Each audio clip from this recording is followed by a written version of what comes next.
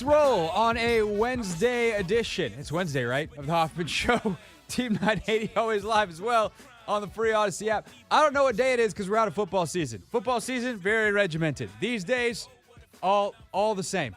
The Commander season is over, and we're going to look back at the fun parts of it today on the show. We're also going to touch on a story from the weekend that brought joy to all of our hearts on Saturday morning when we woke up and there was a gift on ESPN.com from my good friend Don Van Natta and his writing partner Seth Wickersham, where they told us, Max, who is in for Anthony today, did you read the story? Of course I did. That Dan Snyder was bleeping miserable watching the Commanders' success. Bleeping miserable. So I was never going to let, whether they won or lost, I was never going to let that story just go past without bringing it up. And we did better than bringing it up, Max. Oh, yeah? Yeah.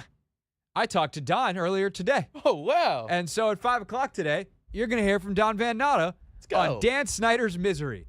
And if that doesn't pick your spirits up, I truly got nothing for you. Unless I told you there was another piece of joy that was coming to the show. Because the last couple weeks, we have neglected the Wizards. And, well, the Wizards haven't brought us a whole lot of joy in that time. I actually don't think they've won since the last time we talked to Dave Johnson. But we're going to talk to Dave Johnson, which we typically do on game days. But the Commanders were so all-consuming that Dave was totally understanding of what was going on. And so he's not mad at us. It's okay. We're going to talk to Dave coming up at 6 o'clock. He's going to be live in the broadcast booth. So we got Dave today, we got Don today, and we got your calls starting in about 30, or not even 30 minutes, coming up at 4:30. And the question is very simple. What was your favorite memory from the 2024 Commander season? Because there are so many moments, and I think for a lot of people, obviously it's going to be like the Hail Mary. But I don't want to just hear it was the Hail Mary. I want your recollection of it. I want where you were, who you were with, how you experienced whatever your favorite moment of the 2024 Commander season was. So, Max, I will let you get started here in a second because Logan and I did a version of this exercise on Monday's edition of Take Command. So I'm going to play that discussion between me and Logan next, and then we'll take calls coming up at 4:30. But what was your favorite moment, and how did you live that moment? Okay, I know you said you didn't want to hear that it was the Hail Mary, but it can be the Hail Mary, but it's just not like the Hail Mary was my favorite moment. Okay, yeah. Thanks, next call. We're not doing that. Right. I want Max's version of the Hail Mary was what? I get to tell the story on air. Hooray! So I went to this game. It was the only game I've been to all season. It's the only Washington football. It's the first Washington football game that I've been to in 15 plus years that was like a regular season game. Wow. Yeah. So I wanted to go see Caleb versus Jaden. I knew it was going to be a great game, and it ended up being a defensive slugfest throughout the entire time. Bears fans were talking their talk all the way up until the end. We were really hearing it a lot in the fourth quarter, and I'll never forget sitting there just. So paint the picture for me, though. What's your vantage point? Where are you in the stadium? So you know the video of Tyreek Stevenson yelling at the crowd and all that? Yeah. I was the section above that video. So basically just envision me a little bit higher up. Okay. So I'm sitting there, dejected, shoulders slumped, saddest face like you could ever imagine. A lot like Jeremy Reeves had the Players Tribune article. He was much the same way. But it was the last play. We all stood up and we're like, okay, if there's one guy who can do this, it's Jaden. And I see Tyreek Stevenson trying to hype up the crowd, making fun of everybody. And the snap goes. Once Jaden kind of buys a little bit more time, the stands start to be like, okay, all right, something. And then the ball's in the air. Everybody just collectively holds their breath, tips in the air, almost in slow motion, right into the arms of Noah Brown. The stadium erupts. It was the loudest thing I've ever been a part of. We were diving into each other's arms, oh my God, I can't believe that. I was with my mom and a friend of hers, close family friend. She was convinced to buy season tickets midway through the year. So we were like, amazing. Yeah, it was. Oh my God, I'll never forget it for the rest of my life. It was. I'll never forget walking to the car, sitting in it, and listening to post game, and listening to grown men sobbing on live radio about how this franchise has changed, how everything has just kind of. It was an exorcism almost. Like I feel like the ghost of Dan Snyder just poof left the stadium that night and never to return. And then Don Van Natta went and found out he was miserable, and you can hear about that at 5 o'clock. It's great. So I love that. See, that's what we're going for. And I'll tell you what, if people want to go ahead and start calling now, we just had the phone lines have already started. The beauty of Take Command is it's a podcast, and while we were gonna play me and Logan talking about some of our favorite memories, like you can go listen to that on demand. I can't take calls any time of day. So if people want to go ahead and start calling in, I'll either play the Take Command bit later in the hour, or I'll just tell you where to go find it. Take Command, available wherever you get your podcasts. And you can go find it. We'll just start taking calls now. 301-230-0980. I want your favorite moment of the Commanders season, and I want to hear your version of events for that moment and why it was your favorite. That's next on the Hoffman Show on the Team 980 and always live on the free Odyssey app.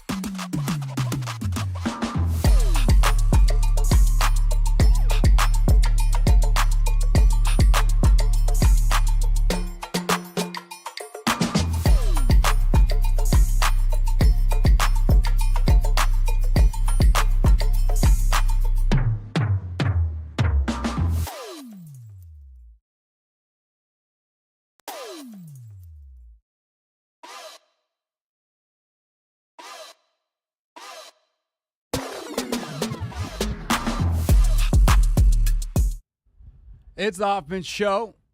Team 980, always live as well on the free Odyssey app. Yeah, this was a good idea. Phone lines are going crazy at 301-230-0980.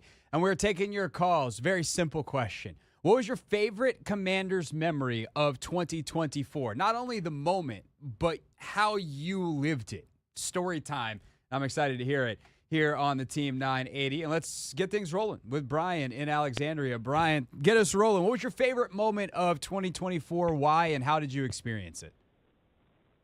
What's up, Craig? Can you hear me okay? Yeah, I got you, bro. So Saturday night playing Detroit Lions, I have a 13-year-old son and a 10-year-old son. 13-year-old son has been a Bills fan all his life, and all Daddy wanted for Christmas every year was to become a Redskin fan. Lost hope that would happen. So anyway, we draft Jaden Daniels, and he becomes a fan. So we're watching the game Saturday night, but he's watching it upstairs on a different TV. And when we got the pick six, he made a sound that I've never heard him make before, so I didn't know what the heck was going on.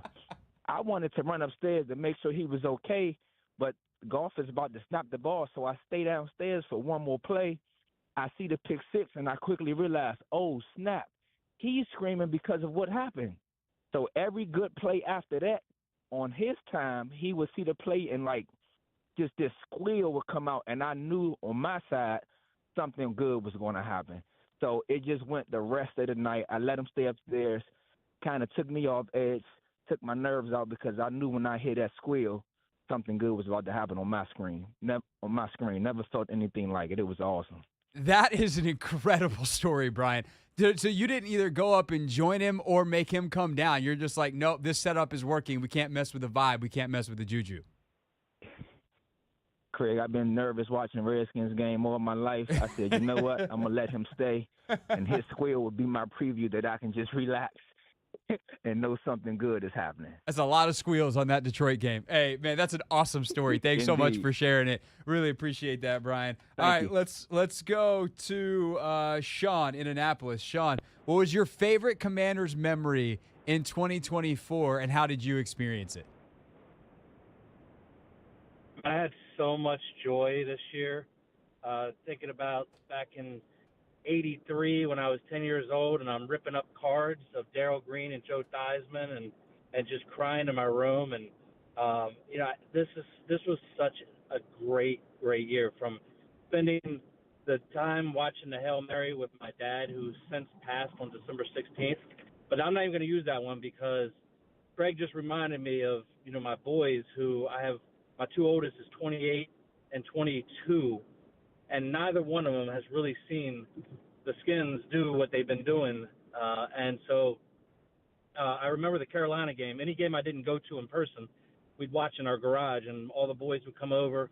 My son came over, and we decided that game that every touchdown that they score, not only are we blasting the hell to the Redskins to the entire neighborhood, but we're also drinking, and he was drinking, we were doing a shotgun. And I couldn't wait till Mariota would stop scoring because I drank a little too much that game. But just the joy on my kid's face throughout this year has been fantastic. Thanks for letting me join today. Yeah, absolutely, man. That's awesome. I love that you got that moment with your kids, and sorry for the loss on your pops, and hope you and your family are doing well. Let's go to, oh, man, we got another rooster. There's a rooster in the hallway. There's a rooster in Hagerstown. Rooster, what's going on, man? What's your favorite Commanders memory of 2024, and how did you experience it? I am the real rooster. The other rooster, well, I'm not going to talk about him. But anyway, so my favorite one all year was the Hail Mary, right? I'm sitting in my house. I'm all messed up. I've got neck problems, whatever, and I'm really down, whatever. And Jaden throws that ball, and my 22-year-old son's there, and he's not a Redskin fan. And when they scored that touchdown, my son looks at me with tears in his eyes, and he comes over and hugs me and says, "Dad, they're finally going to do something." But my second one, again, my son's there, my 22-year-old son, and I'm down. It's the Dallas game, and I'm really fussing, and I'm really upset about what's going on. and he hits Terry for that long 50, whatever it was, touchdown, even though we lost the game. But my son once again looks at me with tears in his eyes and says, Dad, it's magic. This Washington team is finally coming back. But anyway, yeah, just wanted to share that with you. But I'm the real rooster. Your co-partner isn't a rooster. He's a chicken. Rooster, thanks for the call. Thanks for Thank sharing you. the memories.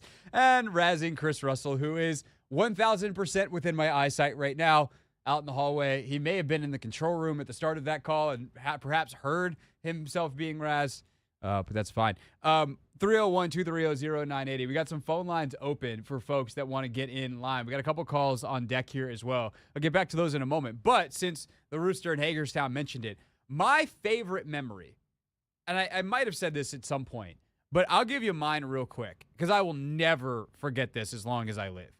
My favorite is the Terry touchdown against Dallas. And I realize that the context of that we now know about that, where they wound up losing that game and it gets ruined 5 seconds later, and the end of that game is a nightmare. Eckler gets concussed. Like, all the stuff that happens around it sucks.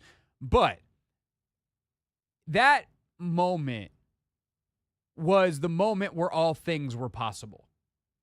Where the week before, we're in that stadium, and for me, I'm in that press box. And Jaden hits the Hail Mary, and I certainly remember that, right? The feeling you get of like, wow, this play before, that feels significant. The fact that they just got into Hail Mary range feels significant. These things don't happen and then just are not important. And so they get the 12 yards, the 20 yards, whatever it was on the quick out. They get out of bounds. And then Jaden throws, runs around forever, and you're like, oh my God, if this thing happens, this is so insane. And then it falls into Noah Brown's hands. And I just remember immediately getting on my keyboard and typing in all caps, ha ha ha ha ha, because that's the kind of analysis you can expect from me.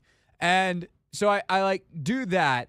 And I remember distinctly the person I like made eye contact with was David Aldridge, which is the kind of thing you remember because he's David freaking Aldridge. And he's in the Hall of Fame, and he's David Aldridge. And so I remember David and I just looking at each other, laughing maniacally. And then we ultimately wind up walking out down the hall together. We're taking videos, all the fans celebrating in the corridors and all of that. And then so the next time we're in that stadium is that Dallas game. And I just remember he hits Terry. Terry gets loose up the sideline, and you're going, oh my God. This cannot be happening. And looking at David, and David looking at me, and just maniacally laughing. Because what the hell else are you supposed to do at that point? And that was the point that was such a breakthrough, that it was like, this kid is different. There's just something magical about him. And now it's wearing off on Terry, and it's wearing off on this team. And if this is our lives for the next decade, how lucky are we? After all of the bad things that have happened for this team, this franchise, this fan base, those of us that cover it, how lucky are we now that this looks to be our present and future? So, yeah, the Terry touchdown against Dallas, and that just visceral, in a good way, distinct feeling was my favorite moment of the year in the actual moment. And watching Terry, because of where we were, the press box is the end zone away from where Terry was running to, and you could just kind of see it happening. Like, as soon as he caught it and makes one move, you're like, oh, that Mamma Jam is gone. Never forget it. Never forget it. More calls coming, but a couple lines open at 301-230-0980. Let's go to Carl in D.C. Carl, what was your favorite moment of 2024 and why, and how did you experience it? Well, yeah, what's up, Craig? How are you? I'm good, Carl. Oh, Kari, sorry, my bad. I read the screen wrong. My bad, Kari. It's all good. I would say my favorite was the second Eagles game, and I'll try to keep it short. So even through the Hail Mary, all the other miraculous finishes, including the Cincinnati game, I was still kind of in disbelief to like, this is sustainable. This is who we are. And I was actually in Philly at one of my boys' cribs for the start of the game, where we just didn't start off well. I think we had the first two turnovers. So I was listening to the game, coming down 95 to head back to the city.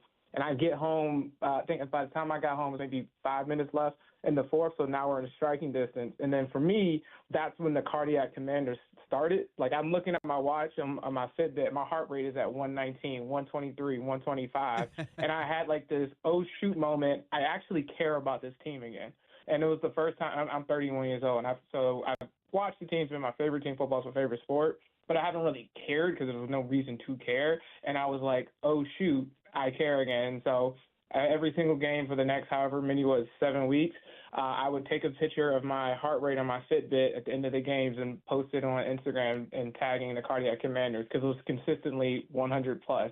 And I was like, oh shoot, I care. I feel about this team again. And it's such an amazing experience that I've never had. Gary, that speaks to me on a visceral level as someone who is a fitness nerd and has multiple heart rate monitors on at pretty much all times. I love that. That is a fantastic story. Also, I'm jealous that you got down 95 within one football game. That is exceptional work out of you / lucky, and you may need to slow down a little bit. So there's also that. But thanks for the call, dude. That was a great story. I really appreciate it. All right, when we get back here on the Hoffman Show, more of your calls. They're lined up. We got at least 3, if not more, coming in at 301-230-0980. Your favorite moment of the 2024 Commanders season and your version of it. What was it about that moment that stood out to you? How did you experience it? More of your calls next.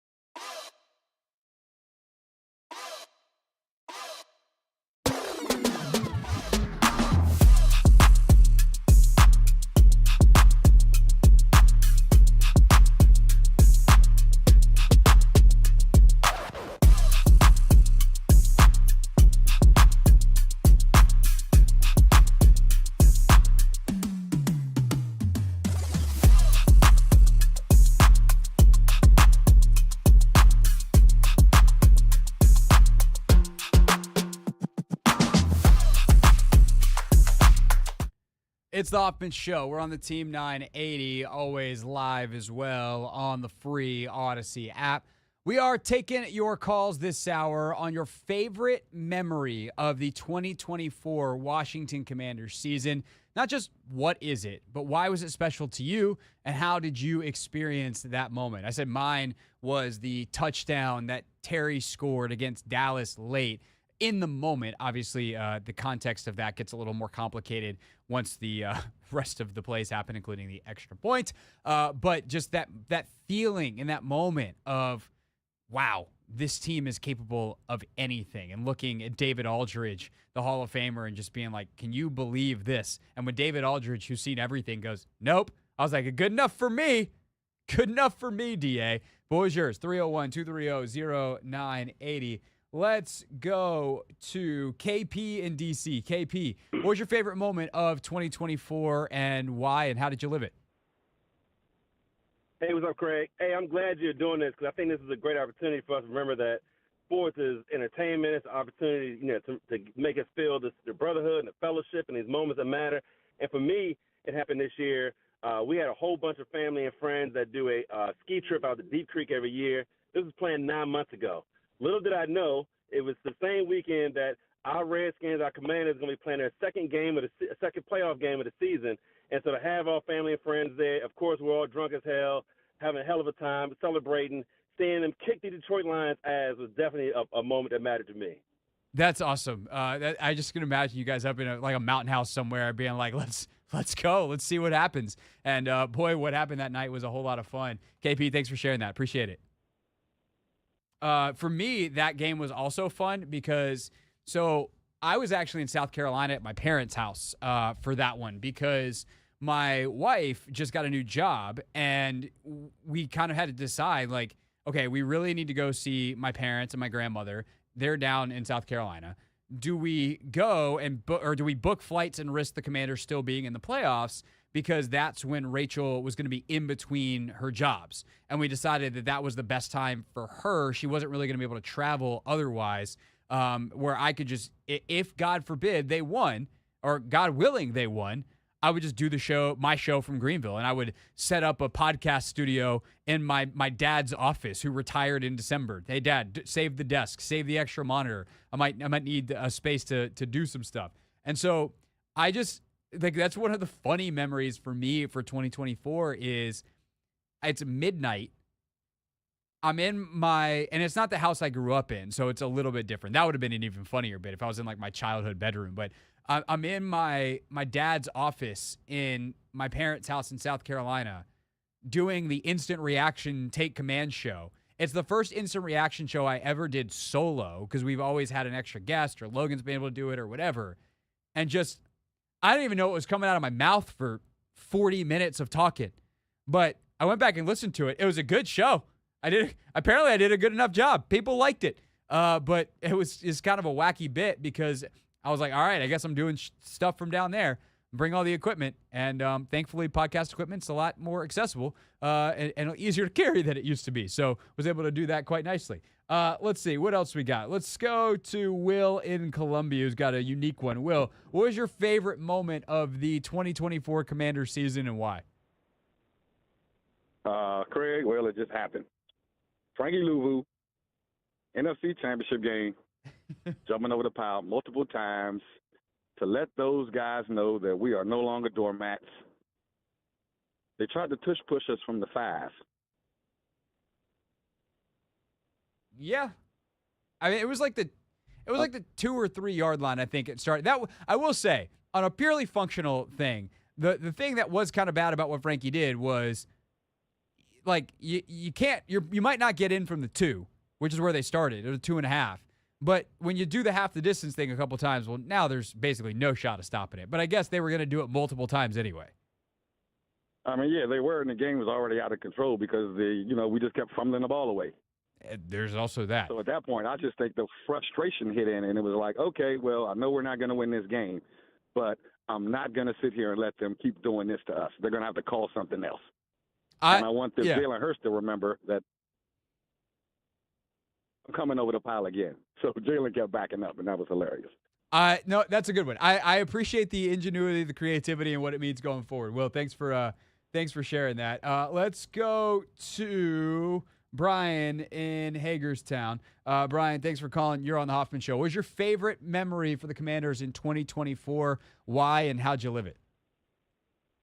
Well, this one's kind of funny because I actually didn't see the memory, but like a lot of the callers, I have a daughter that was born a month after their last Super Bowl in 1992. And so she's never seen a season like this, but she was at our house that day. Her and my wife were wrapping gifts down in the basement, and I was kind of watching her dog. in the second Philly game. So when Jaden threw the interception with about 3 minutes left, I got mad, took her dog for a walk. And when I walked back into the garage, I heard my daughter yell, "Yeah, baby." So I opened the door. I said, "Should I come in?" And they said no. So which I knew meant that they had just won the game. That's incredible. So you had, when did they let you back in the house? Like once the game was over, zeros on the clock, and then they had to tell you about, like, how did you find out about what ultimately is your favorite memory?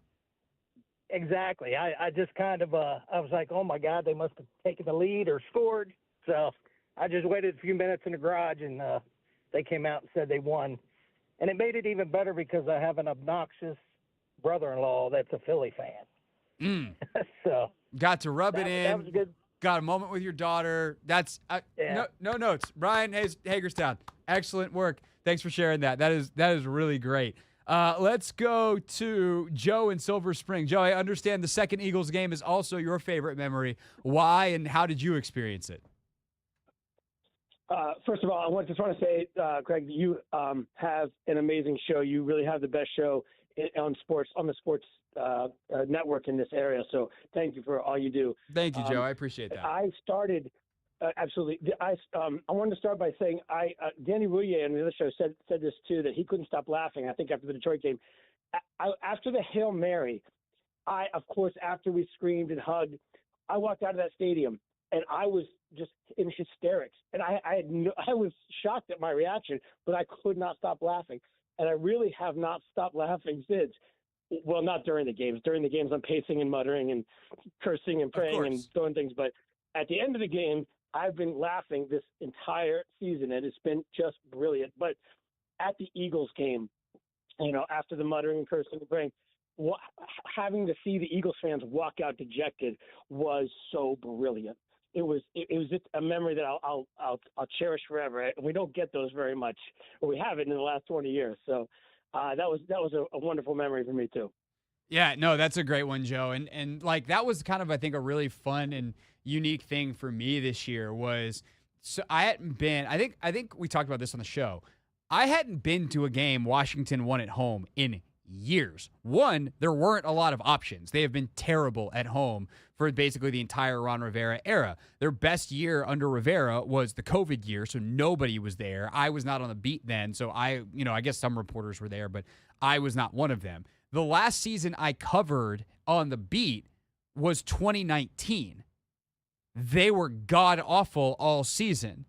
So it had been, I mean, they started that year 0-6. They eventually won something when Callahan was the head coach. Like, I don't even remember, but it was like literally pre-pandemic the last time that I had gone to a game because I was doing some studio stuff or I wasn't covering the team at all or I was, all the different ways that I hadn't gone to home games. And then they were so bad at home last year that I think the only game they won at home maybe was the opener against Arizona, and I was sick that day, so I couldn't go. Like, it had literally been since before the pandemic that I saw home games where the home fans left happy.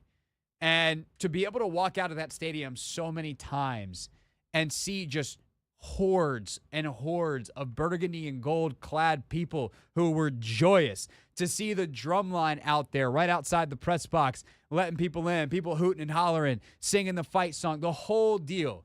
Like, that was so much fun for me. And then to carry that joy down into the locker room, talk to the players. After that Philly game, like getting to talk to J-Mo. And I'll say the other thing about the Philly game that I will never forget is I had a chance to talk one-on-one with Terry after that game.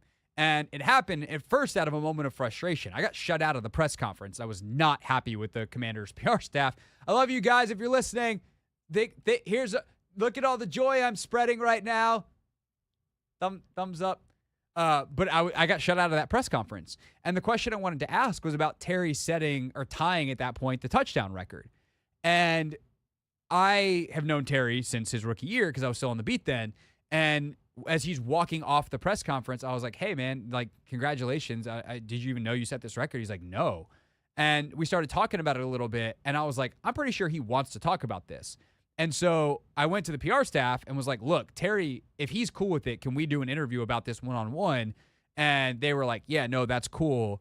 Terry was very gracious with his time, and we talked for about 5 minutes, which is an interview that we played on the show. If you missed it, it's really great. You can go find it in our podcast feed. Just search like Terry McLaurin, Craig Hoffman, or on YouTube. If you search the same thing, it should pop up the first result. And we talked about that record and just that moment. Jameson, a guy that I covered from the time he was a rookie and through his entire first stint on the beat. So like that Philly game will always be special to me personally. Not only getting to see the comeback happen and beating a good team and all the things that had to go right, considering all the things that went wrong, all 5 of the turnovers, but those moments in the locker room with J-Mo and with Terry specifically are the kinds of things that are on the career highlight reel, frankly, for me. When we get back, we got a bunch more calls. People want to tell their version of the Hail Mary. We got even more memories to get through. We'll keep it rolling next. It's the Hoffman Show on the Team 980 and always live as well on the free Odyssey app.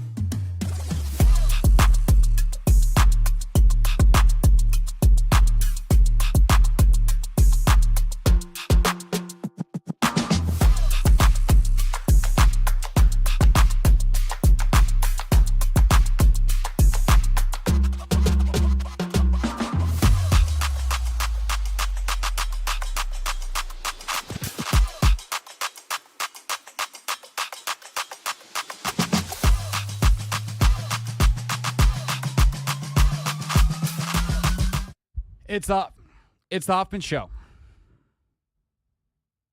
It's the Hoffman Show. Could you hear me the whole time, Max? Okay. All right, just making sure. Sometimes I feel like I'm going crazy over here.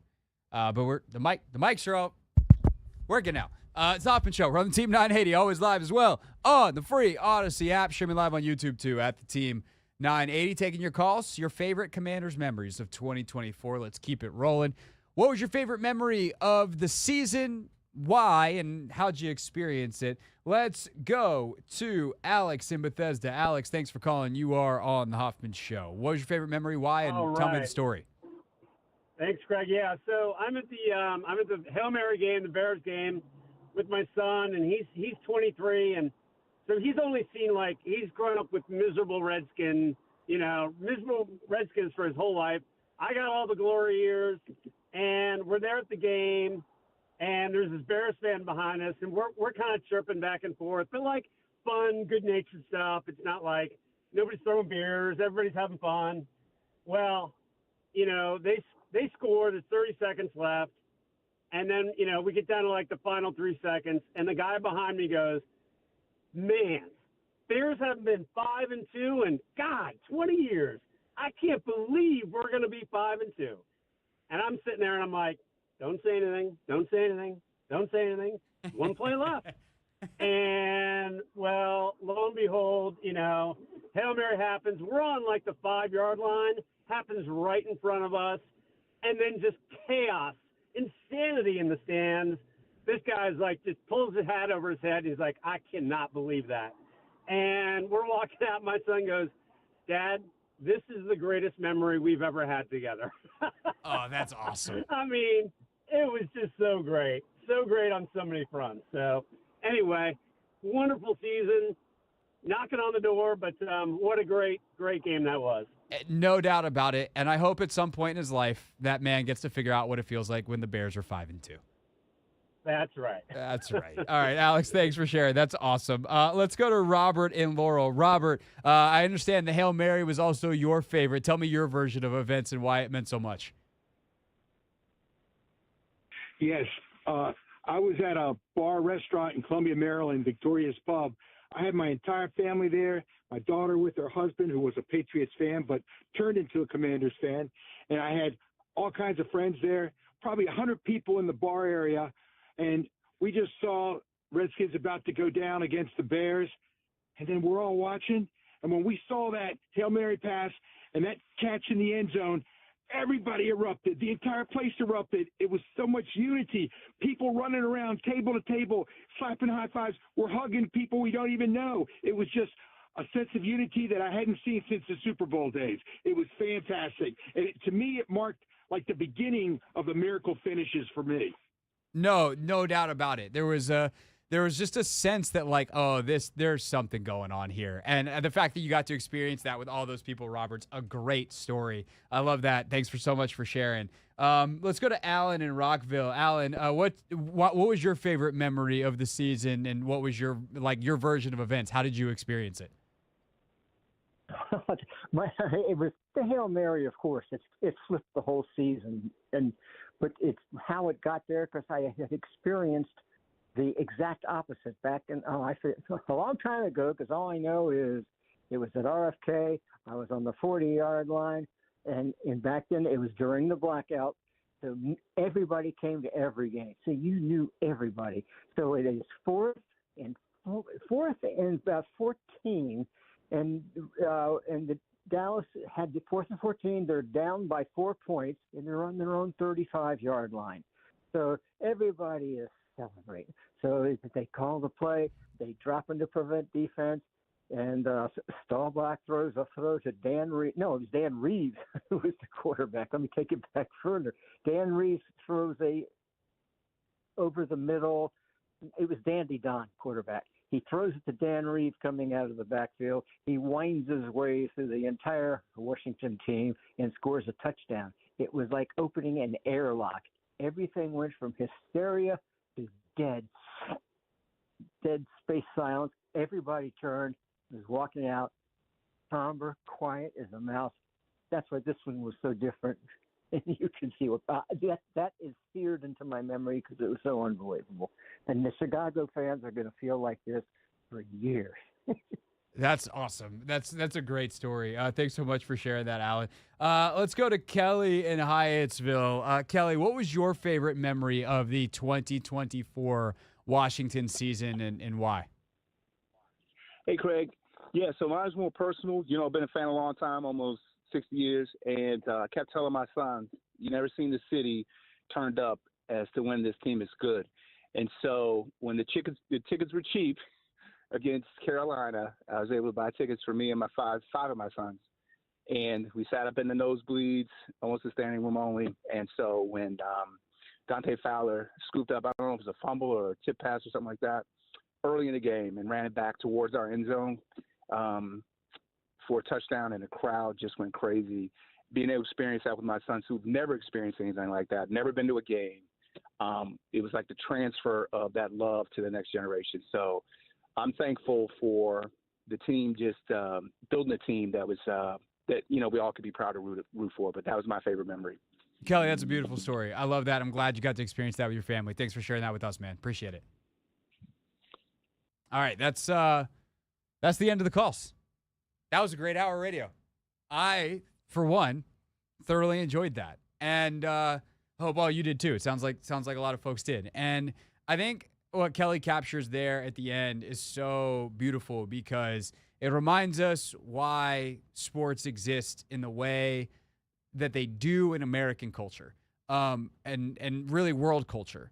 They literally bring cities together, and like what Alan was talking about at the bar, and you know, even what some of the other folks are talking about with taunting Chicago fans, as long as it's good natured and we don't go full Philadelphia Eagles fans on people. We don't never go full Eagles fans on people. But I was looking at Instagram in the break, and an architectural firm has apparently put out a rendering of what the new stadium could look like at the RFK site. And it is beautiful. And just the idea of people being able to come together there. And also there's this scene in this movie that this firm puts out where it's not a game day and you got people in this big green area outside the stadium. And I think it's really cool because it kind of symbolizes the idea that you can have this thing, this place that people go to be a center of a community where there's a unity. And like, I know this is a little cheesy and it's a little whatever, but specifically in DC. And I realize also, like, the district itself, you're not actually amongst district residents crossing a lot of party lines. The idea that you're bringing right and left together, you're crossing the aisle at Commanders games is a little silly if you know the percentages in which DC votes red or blue. But if you think about the area writ large, there are certainly red areas of the DMV, and there are blue areas of the DMV. And what has been true in the past is that gets thrown out for burgundy and gold on Sundays. And if this team can help this area, especially because now I think, and I'm not saying this just, in the new administration, but generally speaking, when you have the transient nature of DC, right? There's so many people that change over from the people that actually work in government to the contractors and the kinds of folks that go in and out, because the city, ultimately, the biggest driver of business is the federal government. But if you have something that those of us that live here that don't exist in that world, that exists outside of that world, that we just live here because we live here. Our parents are from here, or in my case, I love it here and have taken to the town. My wife works in an industry that, sure, there's a government adjacency to it, but just like we're a big American city. And so big law and big, these consulting firms and advertising firms, like a lot of people have offices here, and we're not going to move based off of the government at any given time. And to have something for all of us collectively to call our own that we can be proud of is really great. And we get to experience these moments together and get reminded of our common humanity. Like, that is the best of sports. And so the Commanders gave us so many of those moments this year, and reliving them with all of you in such an incredibly human way as you tell us about your families and that incredibly, undeniably human thing. that was a good way to spend an hour of radio on a Wednesday. So thanks to all of you who called in. I really appreciate it. The next half hour of radio here on the Team 980 is also a great way to spend it. It's thinking about how miserable Dan Snyder is because he's the person who took all of that from us for 30 years. Don Van Natta talks about his reporting on Snyder's misery next on the Hoffman Show on the Team 980 and always live on the free Odyssey app.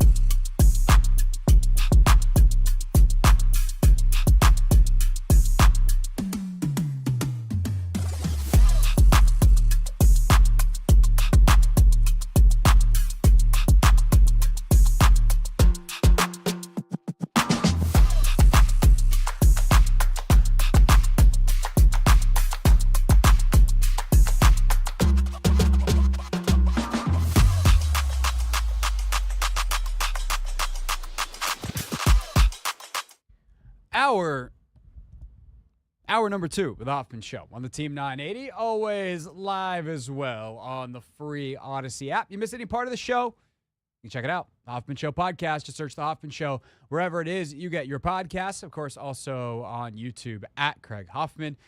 Tomorrow, like 24 and a half hours from now, we'll be in the middle of Never Read the Comments. So you can go check out all our stuff on demand on YouTube and then fire up your old typing fingers, leave some comments, and you just might hear your comment tomorrow on the radio. Without further ado, though, it is time for a treat. That treat comes in the form of a great friend of the show, someone we can welcome on now without consternation that bad things are happening to our football team. Ladies and gentlemen, boys and girls, it is time for Not My Beat. Today's top story from the perspective of someone who's there. You are looking live. This just in. Not My Beat. Joining us now, a man that when Dan Snyder's name comes up, this is the man we call, because typically he's the one who's making it come up, and now we get to laugh about it, which is always more joyous than when we were in the thick of it.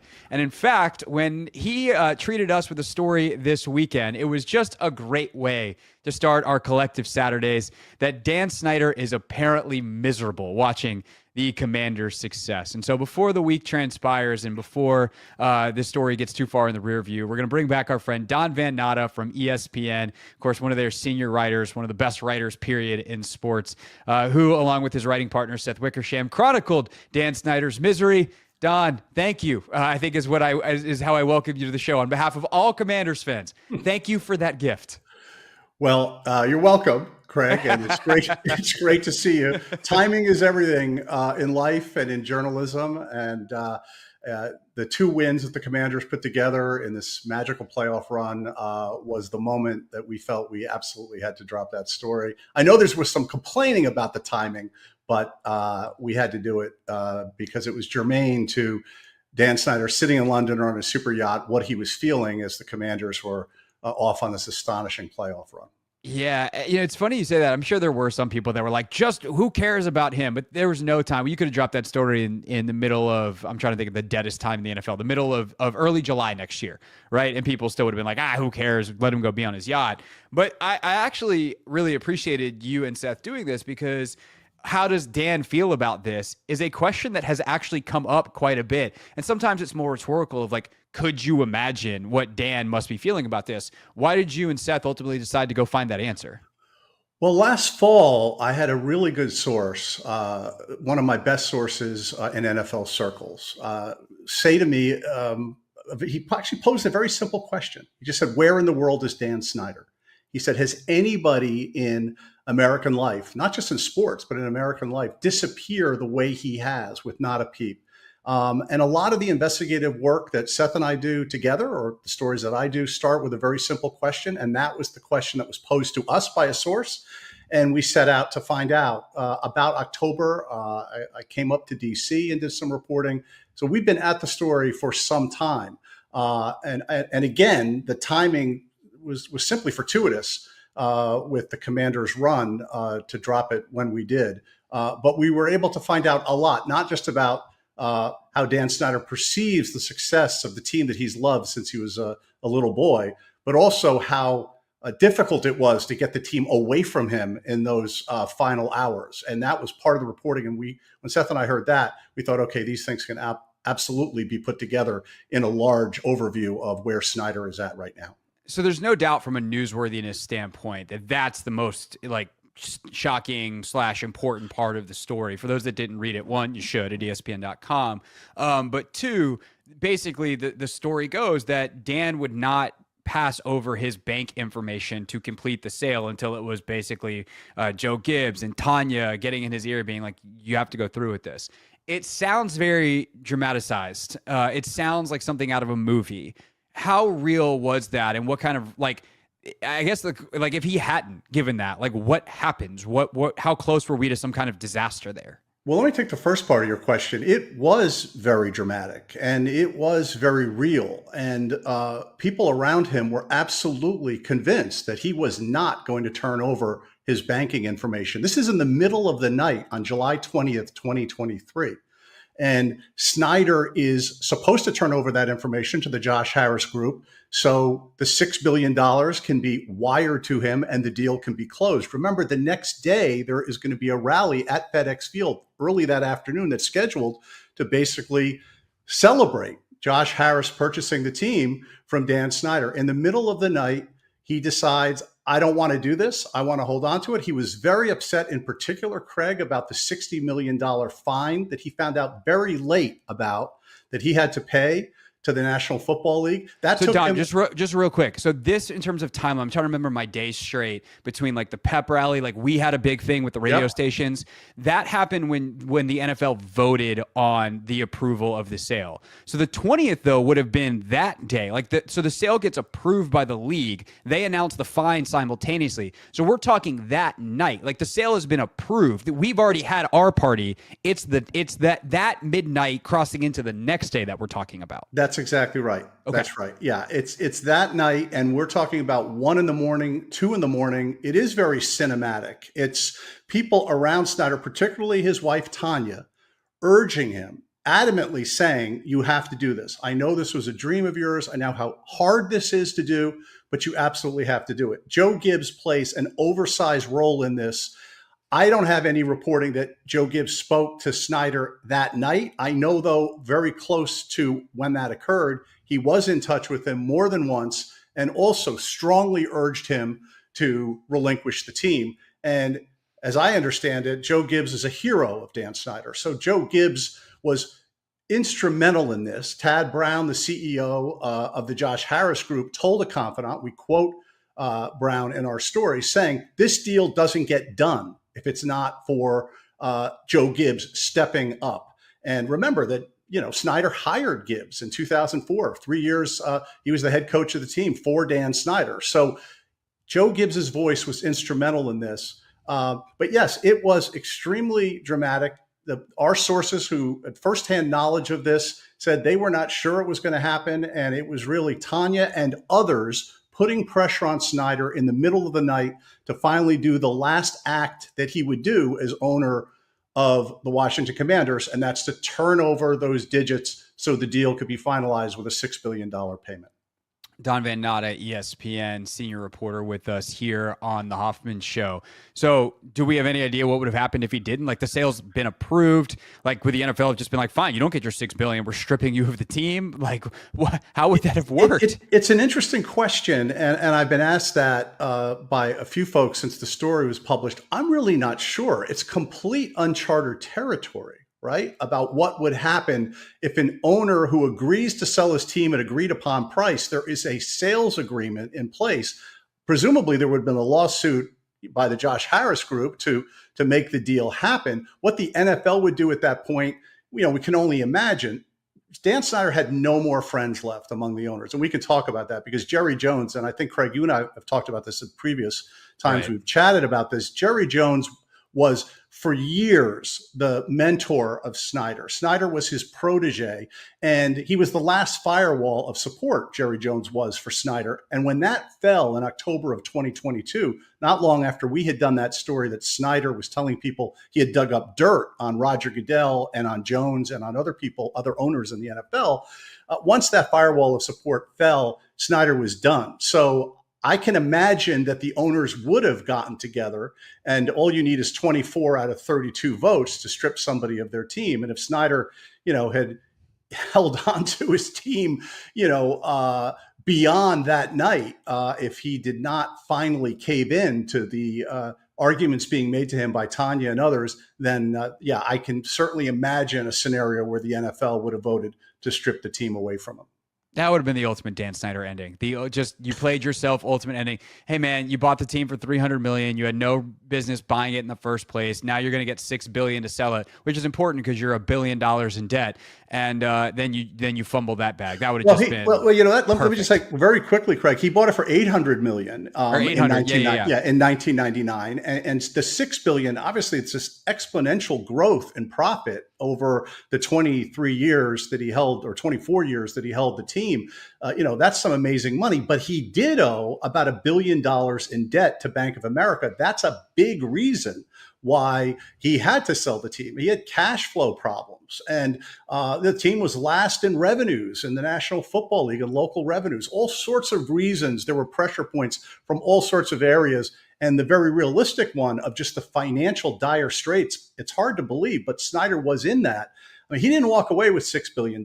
He walked away with $5 billion. He owed $1 billion to Bank of America that came off the top. Just like when you sell your house and there's a mortgage, that mortgage payment goes to the bank before you get whatever's left over when you sell your home. Same thing that happens with an NFL franchise.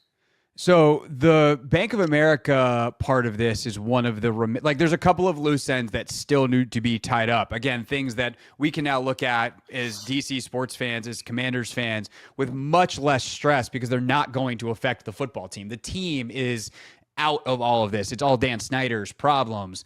But the NFL is not necessarily in that same case because the guy in Florida who is a former, is it Rothman, I believe, yes. is the former minority partner who sued the NFL, sued Snyder, sued Bank of America for this credit line that you reported on a couple years ago or last year. It's all merged together. But like, how is that any closer to resolution, and what do we keep an eye on for that loose end that still needs to be tied?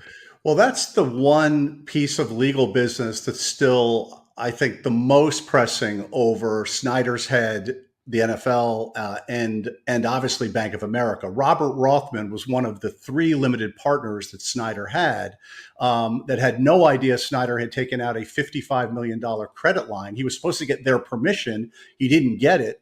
And so Robert Rothman, at the end of 2023, sued Bank of America. He's not suing Snyder. He's suing Bank of America, but he wants to subpoena Dan Snyder and his lawyers, as well as Roger Goodell and some executives in the National Football League, basically to try to get to the bottom of what did the National Football League, in cahoots with Bank of America, actually do some things that were wrong here. The financial questions that are raised by a $55 million credit line that suddenly go only to Dan Snyder and his partners know nothing about. How did that happen? And as we reported, there was an arbitration that the partners wanted the NFL to do. That arbitration got shut down by Roger Goodell and by Jeff Pash, the general counsel. So there's some serious questions about Snyder's running of the team, how he handled the finances. Remember, there's all sorts of evidence that he was not paying his partners as much money as he should have done. And you learn a lesson as you get to know these owners. If you cost them money and you're one of their partners, that's a cardinal sin. That's not going to sit well with any of your 31 partners. And Snyder also did that. So yes, the litigation between Rothman and Bank of America is very live. As I understand it, subpoenas are going to start going out, including one in London for Snyder. And we'll keep our eye on that in the coming months. Don Van Natta, ESPN, with us here on the Hoffman Show. So let's get to that's the important stuff. Let's get to the fun, gossipy stuff. How did the relationships deteriorate between Snyder, Jerry Jones, and anybody else that liked him? I know though that list was fairly small by the end. It was small by the end. Snyder, from the very beginning of coming into the league, rubbed people the wrong way. Remember, he was 34 years old when he bought the team in 1999. He was the youngest person in National Football League history to buy a franchise. He eclipsed Art Modell by just 1 year. Modell was 35 when he bought the Browns way back in 1961. So Snyder was the youngest person to buy a franchise. He was brash. He was actually called by Paul Tagliabue when he was introduced, the perfect person to own an NFL franchise. Those are words that Tagliabue would like to have back now, because in our story, we quote him telling confidants that Dan Snyder is the worst owner in the history of the National Football League. So that's been a journey for Tagliabue from going from that first statement to now how he feels about Snyder. But when Snyder came in, he rubbed a lot of people the wrong way. He very quickly established himself on the broadcast committee. In meetings, he was very brash. We have owners telling me and my colleague Seth Wickersham very early on, first few years, he just rubbed people the wrong way. He thought he could dictate terms to various people about things. He said, I know more about broadcast, or as much about broadcasting as anybody. That rubbed people the wrong way. But Jerry Jones from the beginning saw in Snyder something of himself. Remember when Jerry Jones came in, he was 46 when he bought the Cowboys back in 1989. He was also young and a bit brash. And so Jerry liked that. And Jerry very quickly created a relationship with Snyder as sort of mentor to protege, which carried all the way through 2023. So when the Washington Post first broke the stories about the toxic workplace culture, when there were all sorts of questions about the way Snyder was running the team, among the owners, there were not many friends left by then. And certainly some of the owners who I've talked to on background couldn't stand Snyder, didn't want to be around him. And Jerry was really, as I said, the last firewall of support through the Beth Wilkinson investigation. And it wasn't, as I understand it, until our story was published in October of 2022, when we reported that Snyder had basically gathered dirt on his fellow partners, including Jerry, and would use that dirt against them if they tried to take his team away. That Jerry said, "Okay, I'm done too." And just 3 weeks after we did that story, Craig, Dan and Tanya Snyder announced they were selling the team.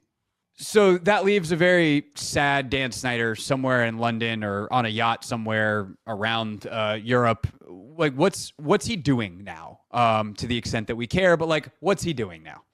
Well, we reported in the story that he created a investment company that has really just been dormant since he started it. He established it just a few weeks after he announced that he was selling the team back in November of 2022. There's £1 million sitting in the account based on the documents we saw. He hasn't really done much. Now, he did invest $6 million in the Apprentice film about Donald Trump. And then he was screened. Which he apparently didn't realize that his son-in-law was making a negative film, not a positive film. That's right. He somehow incredible. He somehow didn't realize until he was sitting somewhere in the Caribbean with his son-in-law, who was in charge of this production company and made the deal for this film, which, as I understand, is a very good movie. I haven't seen it yet, but apparently it's quite good. And there's 2 Academy Award nominations for the 2 main actors in it. And when Snyder screened it, he was stunned, we were told, to discover that it's not a Valentine for Donald Trump, but a very unflattering portrait of Donald Trump. And he pulled the $6 million back. That played out last spring and last summer. That's the one investment that we know about that Snyder has made. And that, of course, turned to a complete mess. And he's in London and he's imagining a second act for himself. One of the things we heard is that there's been some talk that he is interested in investing in a UK-based soccer team, presumably or preferably, as I understand it, in the Premier League. But we also had some other people say they were not sure that was going to happen. But it certainly has been something that's been discussed that we heard about from our sources as maybe an act of redemption.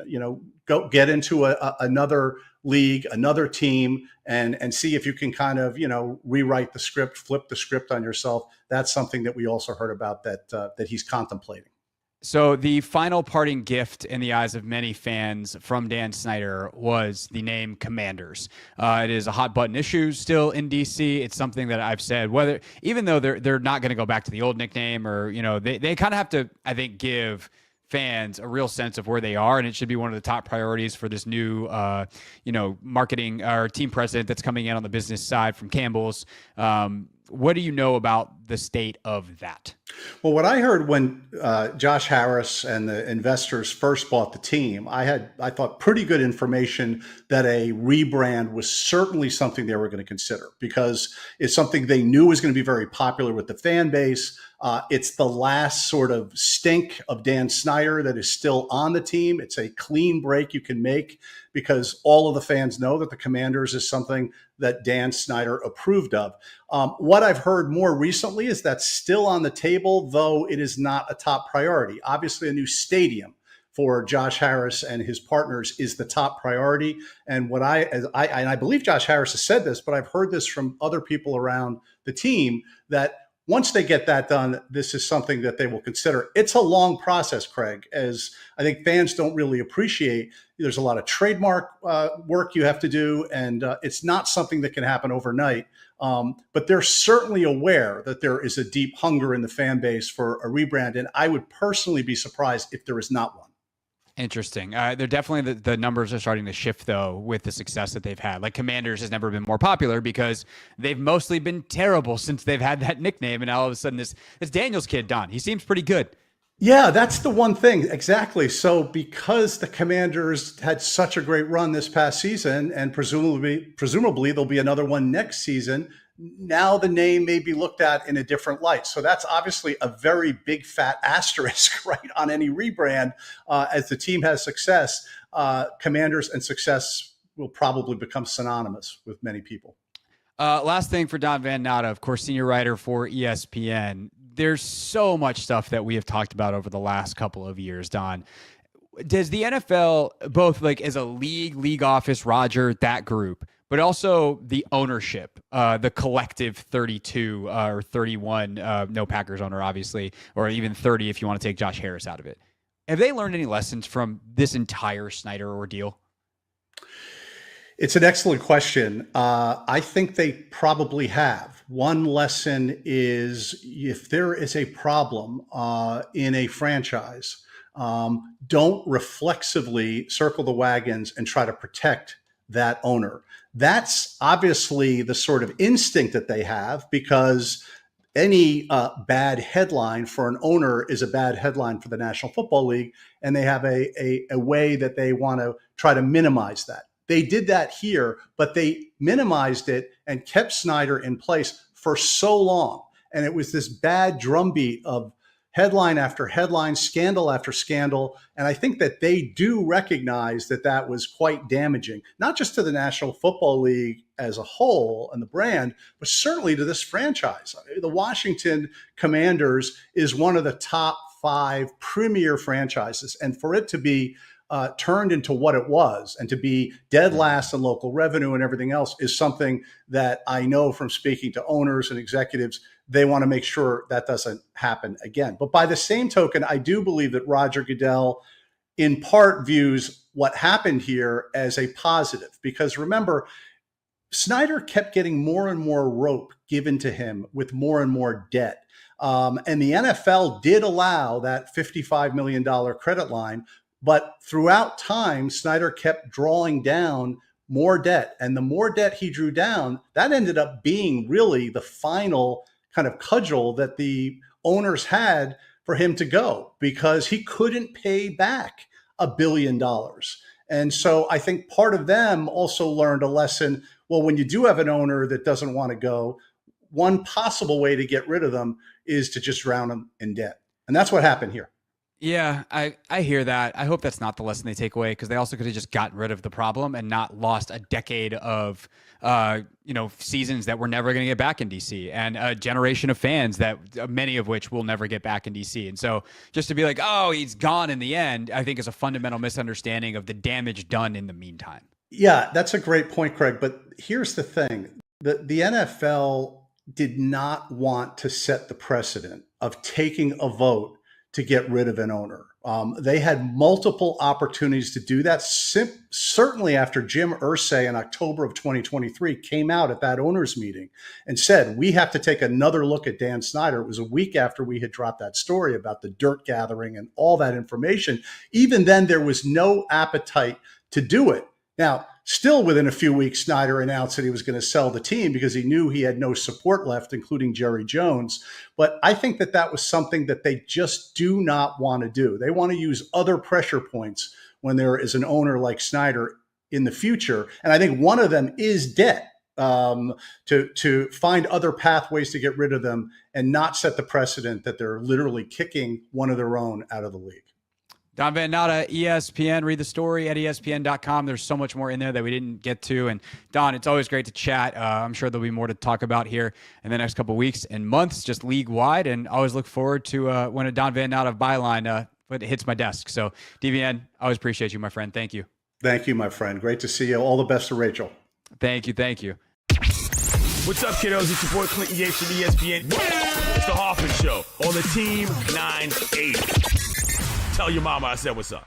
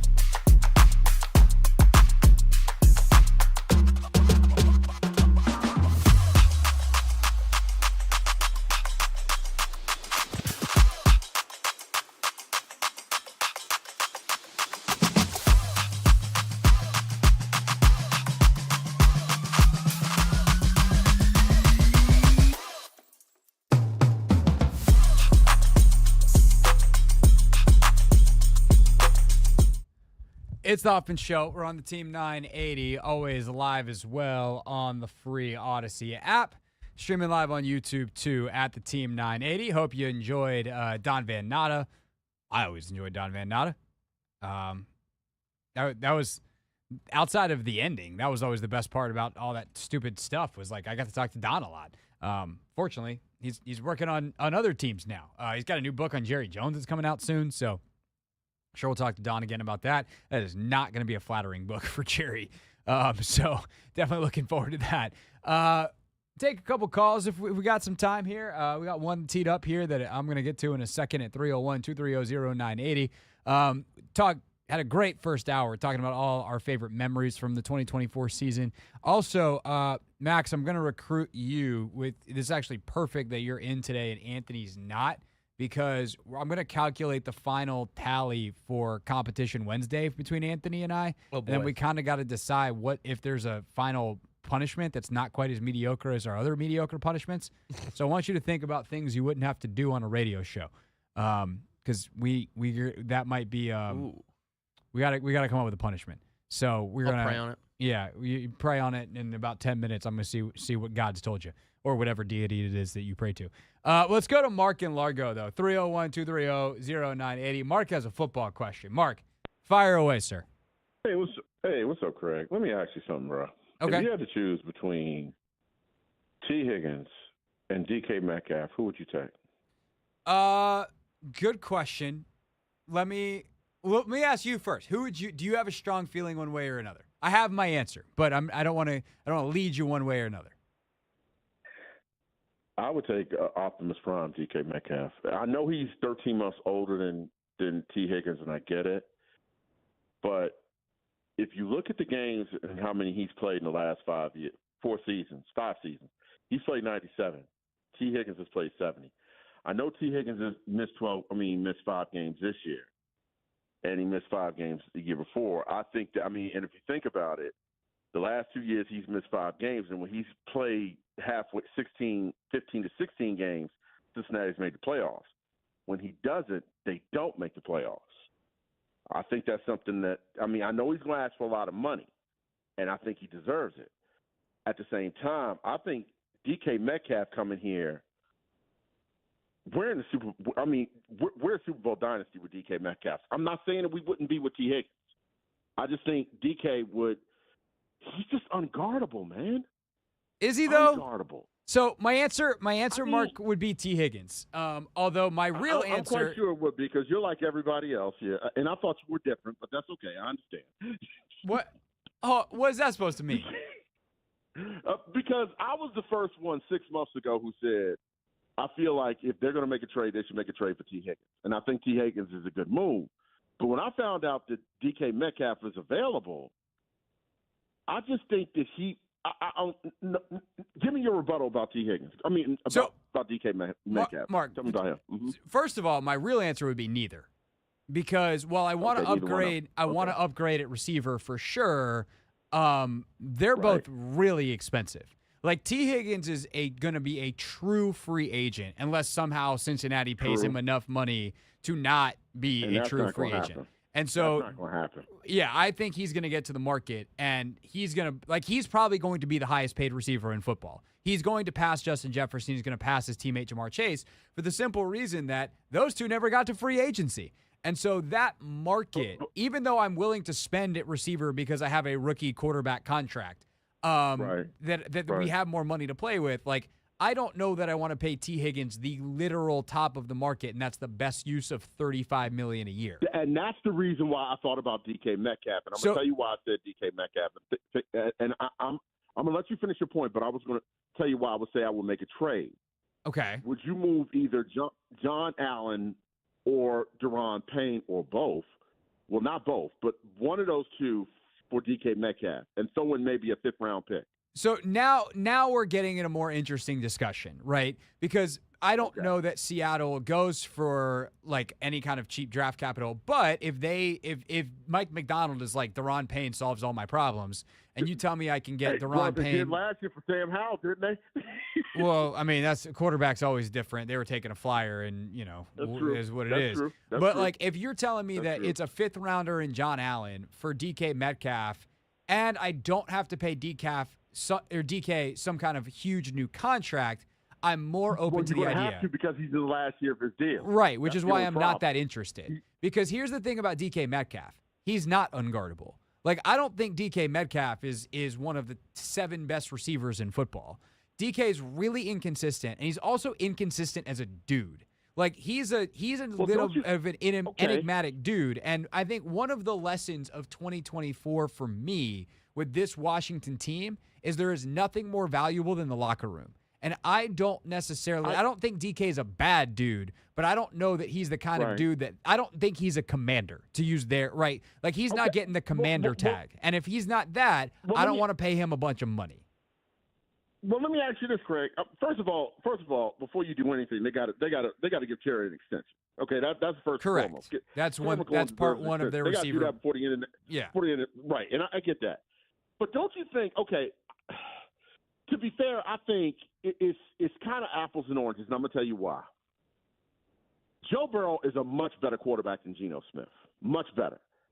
Now, I would argue too that I think Jaden Daniels is probably better than right now is better than Geno Smith as well too. I don't disagree. You could be right. I'm not knocking what you're saying about Optimus Prime. I'm not knocking that. I just think maybe a different surrounding would be better for him. And I see where you're coming from. I think people said the same thing about A.J. Brown before he came to Philly. But when he got to Philly, it was different. I think the environment can change you. I do think it's all about the quarterback and everything else who you're with.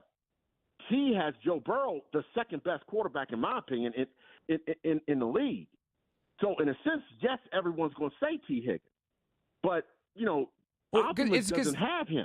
The thing is though about DK, again, one, you haven't solved the yes, the personality thing, depending on the guy, depending on the environment, can always be somewhat fungible. Right. But I don't know about that with DK and kind of who he is and the problems he's had. 2, as a receiver, he's very limited in his route tree. He doesn't solve their problems. They need someone else who can go out and beat man coverage and so DK can run past you. He's super strong, but he actually doesn't play big. It's funny that you keep using the Optimus Prime nickname. He doesn't play his size. He does not remotely play his size. There's a bunch of, De'Ami Brown plays bigger than DK Metcalf. He's not better than DK Metcalf. Don't get that twisted. No, he's not. But, that has been one of the frustrations in Seattle with DK is he does not play like Optimus Prime. He plays like a much smaller, speed receiver, even though he's enormous and has huge muscles. He plays like what now? He plays like Bumblebee. Yeah, right, like Bumblebee. Right. So, again, Yeah. Do they need to upgrade receiver? Yes. Am I willing to spend resources on it? Yes. If you give me those 2 options, I'd probably rather just pay T because T's competitive as hell. Yeah. He's got a bigger route tree. He plays enormously large. He is a much better fit for what Washington is than DK Metcalf. But I'd actually pick door number 3 and go find someone somewhere else. And also, I think another thing, too, is Chris Godwin. Godwin fits. You tell me I can get Chris Godwin at something, and he and Terry are making around the same amount. Done. Sign me up. I'm there. Now, I will say this about Chris Godwin. Godwin plays now he plays bigger than what now he's 6'1", but he plays like he's 6'4". He plays like he's 6'4", but he also can play like he's 5'8" in the slot, and he's Wes Welker from 2000 and whatever year Wes Welker was good. He's awesome. I think the problem is he's so good that Tampa knows it, and they're going to pay him to stay. But, Mark, this is the kind of stuff we're going to be doing all offseason. Feel free to call back. Appreciate you calling in on a whim. I will. You have a good one, bro. Yeah, absolutely. But, yeah, the receiver position, I was actually looking at ESPN's list of free agents today. There's some good receivers out there. I do think Washington could get involved in some of these guys. And again, because you have the rookie quarterback contract, where if Jaden Daniels became a free agent tomorrow, he'd make $65 million a year, and you're going to pay him whatever the number 2 pick from last year gets paid. Like, I don't even know if it's 10. You have an extra $50 million to play with every single year until you have to sign him to what's going to be a $700 million contract or whatever the godforsaken number he's going to make. Good for Jaden. So I'm willing to spend some resources. I'm willing to spend a decently high draft pick on a receiver if there's a guy that I really like. But it's got to be the right guy. And I think one of the lessons of some of these top quarterbacks, if you look around AFC and NFC Championship weekend, if you have Jalen Hurts and you have Devontae Smith and you have A.J. Brown, you can elevate Jalen Hurts with those guys. But if you have Joe Burrow, like obviously he's kind of the ultimate because he's got the 2 guys. So let's take him out. But let's say you have Pat Mahomes. I know they have some big names like DeAndre Hopkins, but DeAndre Hopkins is not what DeAndre Hopkins was when Cliff had him in Arizona, nevertheless what he was in Houston. Like he's not a top half or certainly not a top 10, top 20, top 30, top 40 NFL receiver anymore. In Baltimore, like Zay was awesome, but they don't necessarily need a stable full of guys. Lamar got the best out of Rashad Bateman. Josh Allen, they're looking for receiving talent, and they made the AFC title game behind an offensive line that was sick. I'd much rather invest that money in the O-line and have a sick O-line and then let Jaden make a bunch of talented, like physically but not super polished receivers really effective than go spend a bunch of money on receiving talent. That's I think, one of the lessons is line first is the way that you have sustainable success in the NFL, and you can go a long way with that, even if your receiving talent is not what, say, the Bengals have. It's the Hoffman Show. We're on the Team 980. We're always live as well on the free Odyssey app. Coming up next, Competition Wednesday. How do we put a bow on it? We'll see if we can figure it out before Dave Johnson joins us live from Capital One Arena at 6.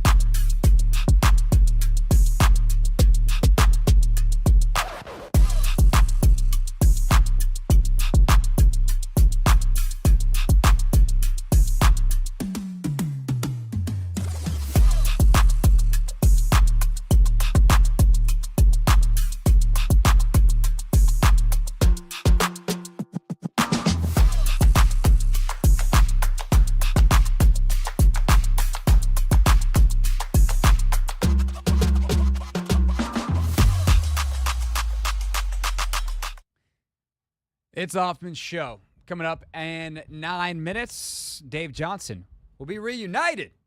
I haven't talked to Dave in way too long.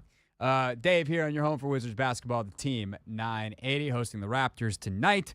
So we will talk to Dave in a second. Are you ready to win big, though, and live it up in Sin City? It's a slam dunk in Vegas on the Team 980. Listen for your chance to win a flyaway trip to Las Vegas with 3 friends and $20,000 in spending money for the first 2 rounds of the college basketball tournament. Winning is easy. Just download the free Odyssey app, log in, and listen to the Team 980 for a chance to win the experience of a lifetime. Here's how you do it. You listen for an hour to earn your daily entry. 1 hour of our show, of Russell's show, of Sheehan, of the Junkies, any of them. Just listen for an hour each day. There's your entry. It's all you got to do as long as you're logged in on the Odyssey app. This is a national contest, so competition will be stiff. More details are available at odyssey.com/slamdunk. That's AUDACY.com/slamdunk. Okay, Anthony is out today. We're hoping our guy is back tomorrow. I've texted him. I have not heard yet how our guy is doing. Hope he's doing well. Maybe he's listening on the Odyssey app, trying to get his hour a day listening in. I doubt that we're employees are eligible. I don't think we can. I don't think we'll get that. Trip. I did ask the boss, and he seemed to insinuate that.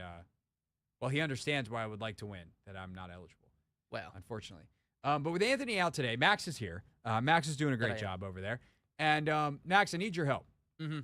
So typically on Wednesdays during the football season, we have done what we call Competition Wednesday, and we pick games against the spread. And there was a long stretch where I just absolutely wrecked Anthony's life. Mm-hmm. He actually closed on a pretty good one, in part because he closed on a winning streak because I was terrible. There was a point where I was 22-5 against the spread. Damn. Yeah, and then I closed on like an 0-9, final 3 weeks because that's how gambling works. Yeah. Thankfully, this was just for pride and not for money.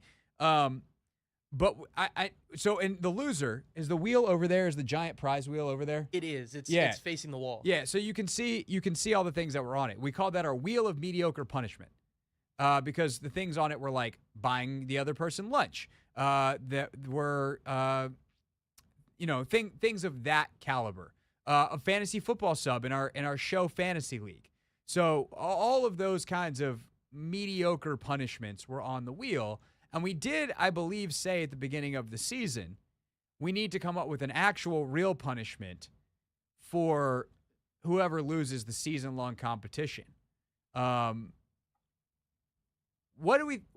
need ideas for this is really where I'm at. So one that I kind of came up with, it went a little bit viral over the past, couple weeks. I saw it this weekend.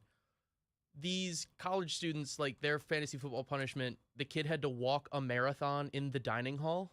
Oh, I did see that one. That's a lot. I know. Like, I don't know if people know running a marathon's far, but like good marathon runners. So like, for instance, the world record in the marathon, Eliud Kipchoge's unofficial world record is like 1:59, whatever. So basically 2 hours. Mm.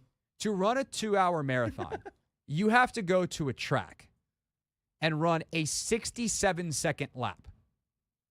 That's 1 minute and 7 seconds in a 400 meters, 67 in a 400 meters. And then you have to do that, which most people can't even do that, right? That's fast. That's fast. You have to do that 106 times in a row. So that's to run a 2-hour. Yeah. So a lot of people are running like 4-hour marathons. If you can break sub 4, that's an accomplishment. Like that is a good pace. Mm-hmm. And we're talking like probably 8 hours of walking here. Yeah, it would be. That's insane. So maybe not a marathon.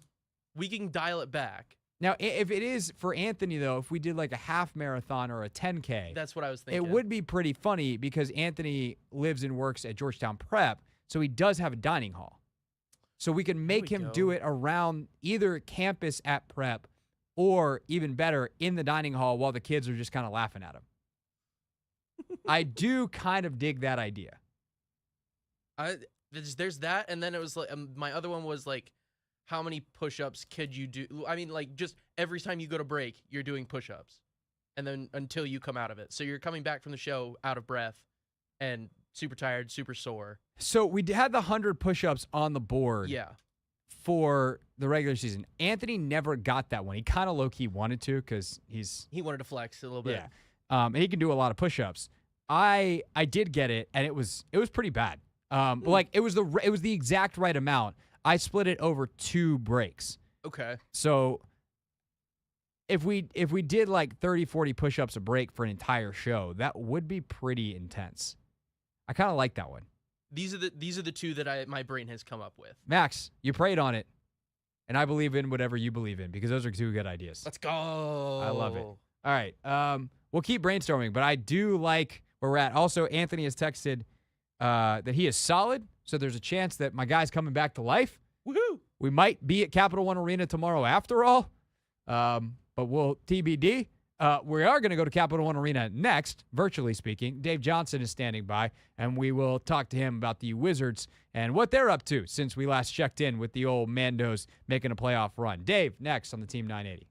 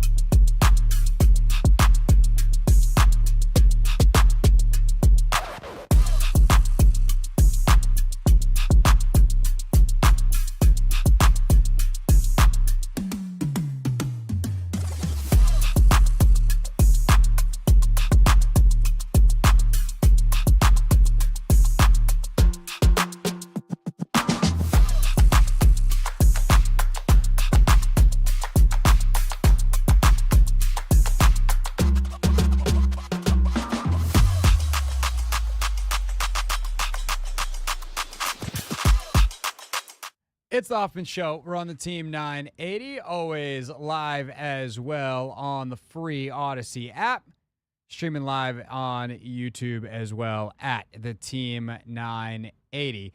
And let's see if this button still works.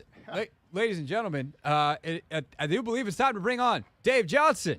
Yes, indeed. And listen, from Capital One Arena, I didn't recognize. I almost went in the visitors' entrance on the way in. We've been 11 days, 12 days, something like that, 6 games. So you know what? The NBA, thank you, NBA.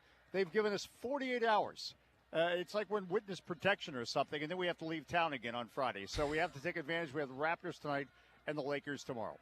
And we're hoping to see you tomorrow, Dave, because – well, Anthony is sick, and if Anthony is sick, then tomorrow, then we don't have the staff to do everything that we need to do to have me be out at the arena. But I'm hoping to see you in person tomorrow. So I'll see if I remember how to get there. We'll actually be there in the morning anyway because the Mystics have their intro presser tomorrow, and I'll be headed to that. But Dave, unfortunately, since we've last spoken, as the Commanders have gone on this run that took over our radio show. The Wizards haven't really won a whole lot / at all. But we know, as we've talked about ad nauseum, that wins and losses aren't necessarily the measure of this season. How would you describe how they've played during this most recent run? Obviously, the losing streak at this point is pretty significant. But how is the actual quality of play and some of the young players' performances in that? And I think, again, when we talk about it ad nauseum, we're not trying to spin this. There's no way to spin a 6-win season. But listen, we knew what we signed up beforehand. Now, I'll give you just a few examples. It was a bad game Monday in Dallas, 130 to 108. But you know what? That's also part of the learning process. Now, I don't mean losing by that much, but they were stomped. They actually, the final 3 quarters were competitive, certainly the middle 2. But they allowed 42 points in the first quarter of that game. For these young players, they've never been, I can guarantee you, on a road trip like the Wizards were on. And it's the last game of a 6-game road trip. And you know what? You got to bring a little extra energy that you might not have realized you had. And that's a learning experience. The next time when they're on the last game of a road trip and you've been moving all over the place, it's going to be tougher than you thought it was. And so I'm not making an excuse. What I'm saying is that's another, if you're Alex Sarr, if you're a rookie, even if you're Bilal Coulibaly, wow, the next time we get to the end of the road trip and we're actually feeling like we can maybe do something, we better find that 120% energy, which, of course, is impossible because it only goes 100%, but I get the whole deal. But look, they make 22 threes against the Golden State Warriors, but they don't win that game. They lost it at the foul line. They make 26 of 32 free throws against Sacramento. That's a great number. The problem was all of a sudden they're cold from 2-point distance. What I'm getting at is why they cannot seem to win is they are not putting together that consistency that is necessary. If you go with inside the games, you find out, all right, they came back and they won the second half, or they never lowered their heads. They kept competing, kept striving to get the win. So in general, I think when you look at this team, it is struggling to put that full 48 together. And I know that's the oldest cliche, but having said that, when you've got rookies playing more minutes than anybody else in the NBA, this is what you get. But by the other side of it is we have 3 players, first time in franchise history, going to the Rising Stars competition game. And you could argue that the rookie that's had the best month, or certainly continues to emerge, is Keshawn George, who I think next year will be part of the Rising Stars, the way his feel for the game, the way he plays defense. So what encourages me is the validation that, yes, Alex Sarr, who, by the way, is a legitimate candidate for Rookie of the Year. Shouldn't Wizards fans feel good about that the second overall pick, they got that right? Bub Carrington is second among assists and rookies, among threes, and he's playing the most minutes of any rookie. This is valuable time that will benefit the Wizards sooner than later. Bilal Coulibaly, and as as folks I hope listen to the radio, we obviously don't focus on the individual games because that's not the story, but we focus on certain results. And I should have brought it in front of me, but there were a list of shooters that Bilal Coulibaly held to 30% shooting, including Shai Gilgeous-Alexander, Trae Young. There's like 6 players on that list. So that's impressive. And this is where also the Wizards are earning a level of respect. Look, you heard it the first time the Warriors were in when Steph Curry and Draymond Green, in fact, the home game, he talked about it. He said, wow, those young guys are good. Draymond Green was talking about the way Keyshawn George came out talking to him.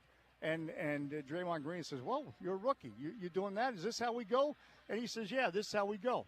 I know who you are, and I played you in a video game. Now I'm gonna talk that talk, and I'm gonna back it up. And you know what? Draymond was impressed with Keyshawn George, and yeah, a couple times Draymond schooled Keyshawn George. But that's the story of this season. So yeah, this team wants to win. Every player doesn't reach this level unless they were a winner. But you know what? We're in a period of development that's also still mixed with joy. These guys can't wait to get to the arena every night. And as I've said it many times this season, I've been on teams that have had more wins, but you don't feel like it's going anywhere. You do feel like this is going somewhere, and you also understand that it's going to be somewhere, but somewhere will not be this season. And that doesn't make games like Monday against Dallas. This team has been competitive in most games. At Phoenix, the Saturday night, the fourth quarter game. It doesn't make games like Dallas easy when it feels like it's over. And to their credit, you look at those individual quarters after that bad first quarter, they still were out there competing. But it also, while you're seeing these young guys develop, and you're feeling like, yeah, we've got some keepers here for the future. Winning's fun. Yeah, we want to get to that. For sure. Real quick, Dave, on the way out here, Alex Sarr not going to play tonight with the ankle injury. How concerned are we that that's a more of a long-term thing versus sitting out tonight and hopefully able to go tomorrow against L.A.? I mean, I've not heard one way or the other. I mean, my eye test, I don't think it's serious, but the only thing I'm basing that on is when he suffered in the first half against Dallas, he did finish the half. Even after he suffered it, and he was actually listed as questionable for the second half, and then it was changed to will not return. So based on that, but that's the only thing I have to base on. I don't expect it to be long-term. All right, well, hopefully tomorrow when we're talking, we have Alex Sarr back in the lineup, and hopefully the losing streak will be over, and we'll be looking forward to LeBron and the Lakers in town tomorrow. Dave, thanks. Great to talk to you again, and had so much fun, Dave. We'll do it again tomorrow. Hey, I missed you. I missed you too. We'll see you tomorrow, and hopefully I'll see you in person tomorrow as I'll be out there. Thanks, Dave. All right, there goes Dave Johnson, everybody. The legendary play-by-play voice of the Wizards with us here on the Team 980 again tonight. They are over on Bloomberg 99.1 as we have Maryland hoops coming at you in about 20 minutes here on the Team 980 facing Wisconsin tonight. We'll wrap up the show with real things next, but first let's get an update on the latest in the world of women's sports presented by Wawa. Chicken how you wanna at Wawa with customizable crispy or roasted chicken sandwiches.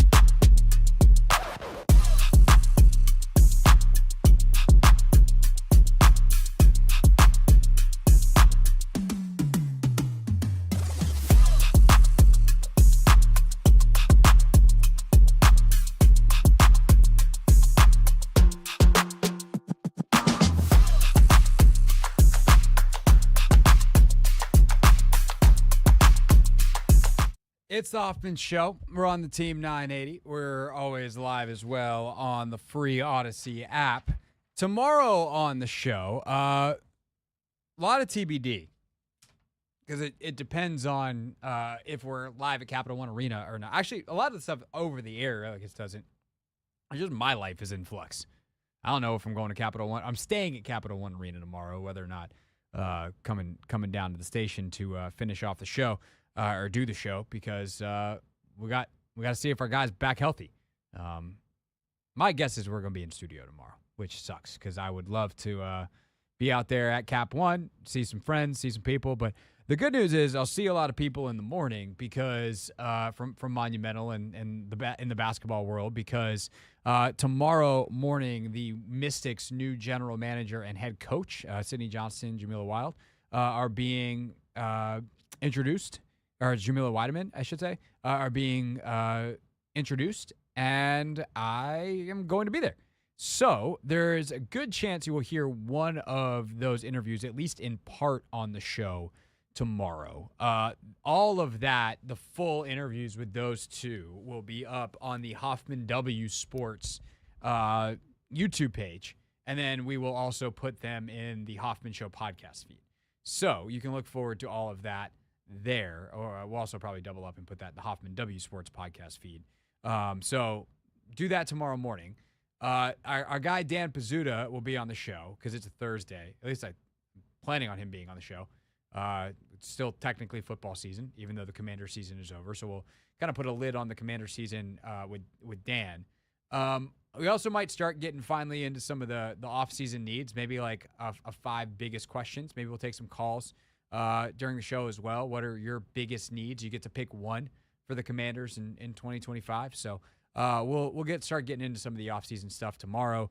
I'm also taping a Take Command episode with Logan tomorrow morning. Our guy is down at the Senior Bowl in Mobile, so we'll get a little bit of a read on some of the scouting and the contour of the draft class. So that's always kind of the first step, right, is, hey, the Commanders have all these needs.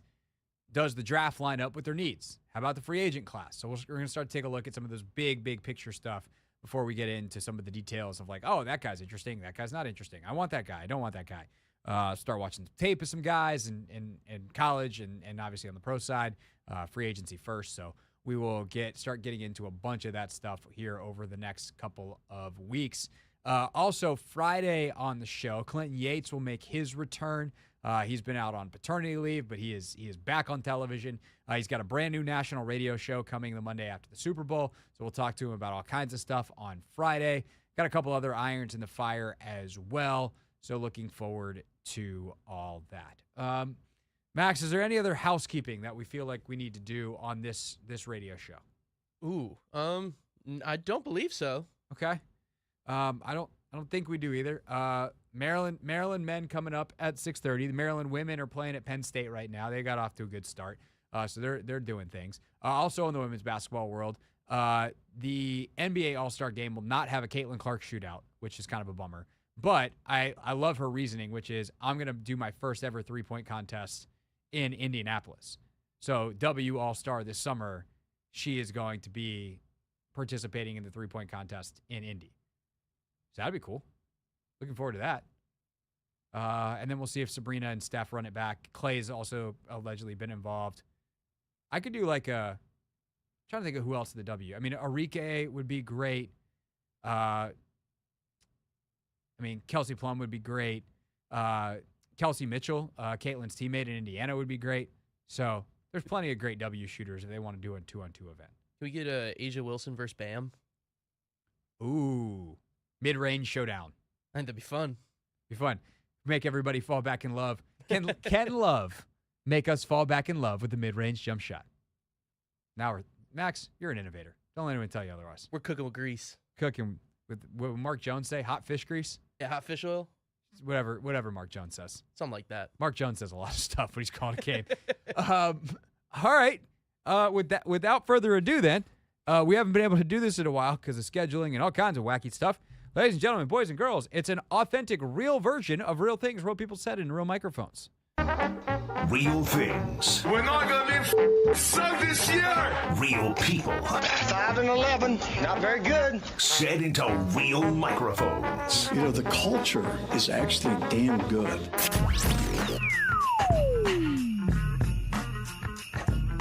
All right, let's see what I found in the folder today. What did I find on my folder? I mean, what did I find on the internet? Jordan Mailata, post-game with Frankie Louvu after the NFC Championship game. Cool moment between two guys that are proud of their Samoan heritage. Moose, keep representing for our culture, bro. Love you, man. Hell of a year, brother. You know, you put it on for our people, bro. Keep repping. We both did, man. We both did. Brother, I gotta say, man. What a year you had, man.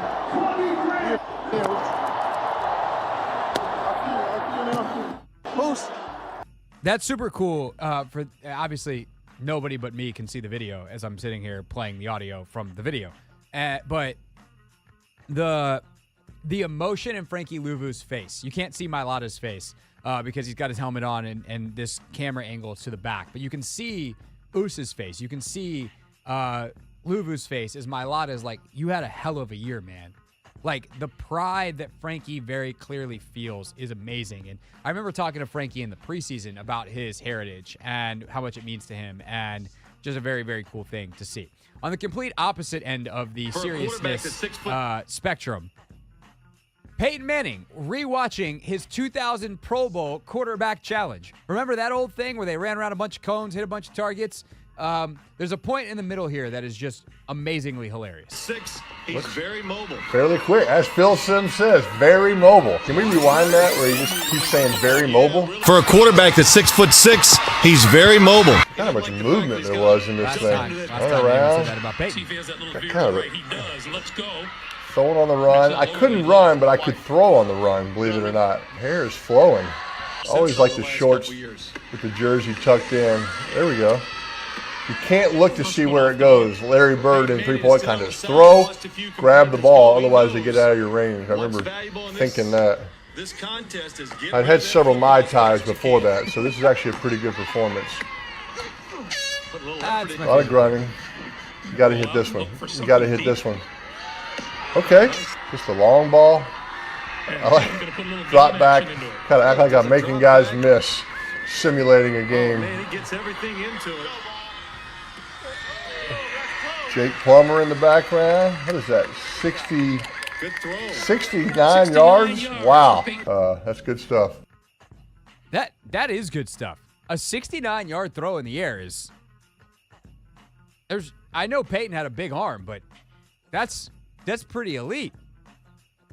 Jaden's Hail Mary went about 65. But yeah, Peyton was able to get full step on into it. 69 yards. And the correct response to that, Peyton, was not, that's pretty good. The correct response to that was, of course, nice. That's our show for today, everybody.